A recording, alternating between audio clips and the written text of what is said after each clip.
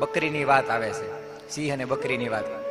હા, સિંહના પગલે બકરી બેઠી હતી, પછી પ્રાણીઓ એને ખાવા માટે આવે અને ત્યારે બકરી કે ભાઈ ખાવી હોય તો મને ખાવ, મને કાંઈ વાંધો નથી, પણ આમ જો હું તો સિંહભાઈના પગલે બેઠી છું. જે કાંઈ ખાવા આવે ને વિચાર કરે કે ભાઈ સિંહનો સાળો ન કરે, એ વે આજે. અને પછી ખુદ સિંહ પાછો આવ્યો અને બકરીને ખાવા માટે તૈયાર થયો ત્યારે બકરીએ વાત કરી. બકરી કહે છે કે ભાઈ રાજા, તમે જંગલના રાજા કહો, તમે તમારે મને ખાવી હોય તો ખાવ, મને કાંઈ વાંધો નથી, હું તો તમારા આશ્રય બેઠી છું. અને આશ્રયે આવેલાનું કલ્યાણ કરવું એ જે આશ્રિત હોય અને આશ્રય આપ્યો હોય એની ફરજ છે. તો તમારે મારું ધ્યાન રાખવું જોઈએ ખાવાના બદલે. સિંહ કે કાંઈ વાંધો ના લો.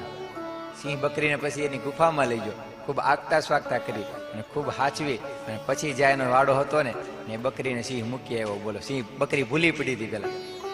એટલે શરણાગતની રક્ષા કરે છે કહો ભગવાન. શરણાગતને પાળે સદા બહુ નામી, મારે હરિનો ઉપર હાથ મારે કસી નવરહી ખામી લો. સુખ પામી રે સખી સુખ પામી. એક શરણ એવા છે જે આપણને નિર્ભય કરે એવા, માત્ર ને માત્ર ભગવાનના શરણ એવા છે.